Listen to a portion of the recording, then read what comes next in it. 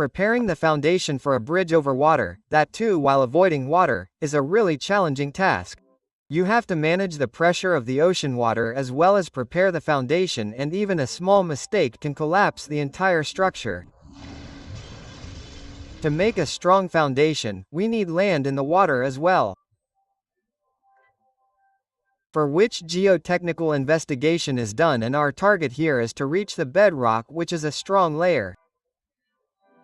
This is a machine called cone penetration device. First of all, it is sent to the surface of the ocean. A cone-type shaped rod comes out of the machine which is penetrated into the surface layer. Now this rod collects data of two types. First of all, how much force is required to penetrate the cone. As the cone reaches the strong layer, the machine will have to apply more force. Along with this, the sensor installed on the tip of the cone also keeps checking the friction when the cone reaches the bed layer. So here you will get high friction and high force will be required. This will create a graph which is called resistance graph. And as soon as we get high resistance, engineers will understand that if we dig this deep below the surface, we will find the layer of bedrock on which we have to prepare the foundation. But here a small problem arises. In this cone penetration test, only this much area can be detected, whereas the layer of bedrock under the ocean can be at different depths at every little distance. There is another popular test for this which is called seismic reflection survey. This system is installed on the boat itself, which penetrates multiple sound waves, and on the other side there is a hydrophone to collect these waves back. Now the stronger the wave, the more it will penetrate. The hydrophone keeps collecting detailed information of how much depth the wave has reached. This survey gives a detailed map of a surface layer of a large area. From here, big ships and cans are brought on the side to make the foundation. It looks like a ship. It is called a barge, which acts as a base for the workers above the water. A temporary dam is made to remove the water, which is called a coff dam, and long seat steel piles are used to make it. These steel piles have to reach inside the bedrock, for which, high pressure is applied on these piles. But as soon as we start applying the force, these piles start bending because their length is quite good. So to avoid this problem, the steel pile should be absolutely straight, and if force is applied through vibration instead of applying constant force, then our work can be done. For this, vibratory pile driver machine is used, whose working works exactly like the vibration of a road roller. You can watch the video of the working of a road roller from here. In this vibrator, two shafts rotate in opposite direction on which weights are attached, and vibration is created by these weights. But it is important to note here that the frequency of vibration is controlled by increasing or decreasing the speed of these shafts. There is a confusion, let me clear it a little. Look, there is a lot of difference between having a skill and having a professional skill. In our 3D animation course, we have explained the industry standard 3D animation techniques, using which you can start your work at a good level. Whether you are a beginner or an intermediate, our course will support you at every level. Details are available in the description. You are most welcome in our 3D community. Now back to the point.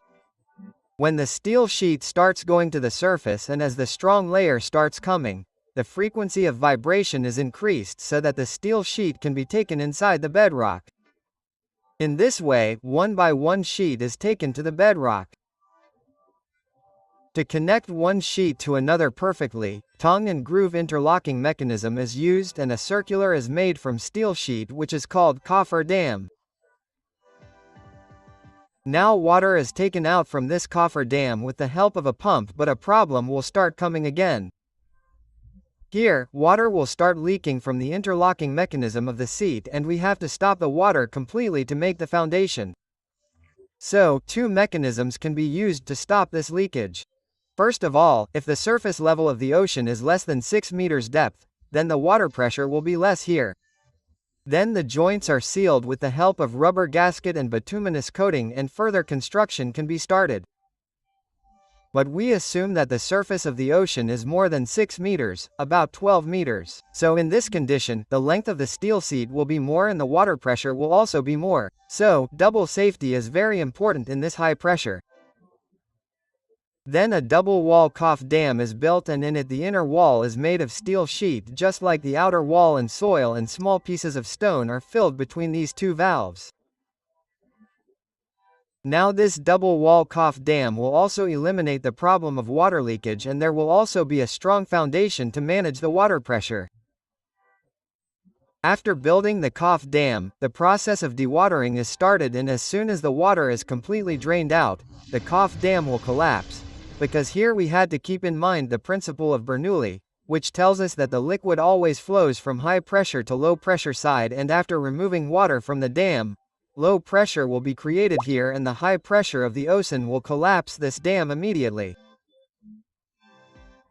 To secure these seat piles, a bracing system is set, and to support them, steel tie rods are installed which handle the maximum lateral pressure. Now the process of dewatering takes place in a controlled way, and lateral support is also provided. After dewatering, foundation work can be started. But as soon as dewatering is completed, water will start leaking from under the pile seat. The reason for this is the high pressure of the ocean, and secondly, if the steel pile does not reach the entire bedrock, then also water will start leaking. So, to avoid this problem, no separate treatment has to be given. Its treatment is started along with the foundation. Here, to make the foundation, first the soil layer is taken out with the claim cell bucket excavator and taken to the bedrock, where the foundation has to be prepared. Here our primary target is for what the foundation is being made. For a road or railway, or for an offshore wind turbine, or for an ocean lighthouse. If a lot of load is going to come on this foundation, then we make it a little stronger from here, for which hollow steel pipes are penetrated inside the bedrock with the help of vibrators, and then the rock is taken out from inside the pipe with the help of drilling. After this, steel reinforcement bars are set and then filled with concrete. In this way some pile foundations are prepared in the bedrock. Keep in mind that here water leakage is still happening from under the steel sheet. So here pumps keep running continuously to take out the water. Now to seal this leakage permanently, concrete seal technique is used. If regular water is coming on the surface, then we have to seal it by pouring concrete along with water. So generally this is not possible. If concrete is poured along with water, it will get mixed. To avoid this problem, Tremie method is used, in which there is a long steel Tremie pipe which reaches the surface, but its bottom surface remains sealed with a plug. This face remains inside the water, slightly above the surface. The Tremie pipe is sealed so that water does not enter the pipe. Otherwise the same concrete and cement will again start mixing with water. There is a hopper on the pipe from which filling of concrete is started. Here it is very important that the hopper keeps supplying controlled and regular concrete. As soon as the entire pipe is filled with concrete, pressure comes on the plug, and the plug is removed with a jerk, and the heavily dense concrete starts spreading horizontally and starts removing water. Now here the mixture of concrete and cement is a special type of mixture in which anti-waste agent is added, which ensures that the cement particles do not spread quickly in water. Now as the concrete slab is formed here, the Tremie pipe is raised up slowly. But the most important thing here is that 1. The face of the pipe should remain inside the concrete, and along with that regular continuous flow of concrete should continue. Otherwise, if the water gets even a little time, it will start mixing with the concrete and will ruin the entire foundation.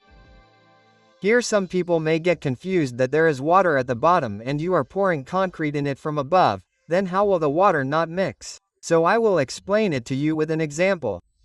Like I have a jar in which honey is kept, and I pour this honey in water just like this, directly from the top. So normally after some time the honey will mix with the water. But if I take the honey to the bottom of this glass through this small pipe in the same way, then the outer layer of honey will come in contact with water. The rest will not come in contact with water. So how will it mix in water? And you will keep pouring honey in water here until a strong foundation of honey is formed. So here you can consider honey as concrete whose density is much higher than water, and with this method water is successfully sealed here. Now from here a foundation of strong reinforced steel bars is prepared to build the bridge because this foundation always remains in water. So it is always necessary to select strong material. When the entire skeleton is ready, then concrete is filled inside it. After 30 days this foundation becomes so strong that you can also build a train or road on it. Now when the work of the Kaf Dam is completed here, then it is removed. But if the steel pipe is removed from the concrete seal base, then there may be a problem in the foundation. So it is cut from the concrete seal level. The Kaf Dam technique has some limitations.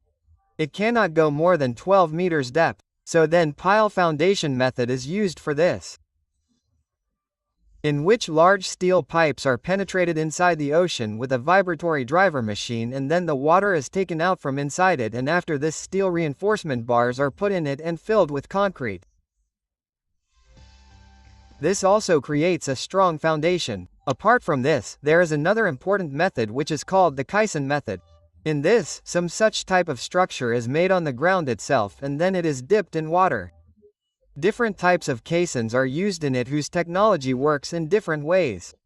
We will discuss all these methods in detail in another video. I hope you liked the video, and if so, your little support is very important for us. You can join us through the channel membership. If you are interested in learning such animation, then you can join our excellent animation course. Thank you.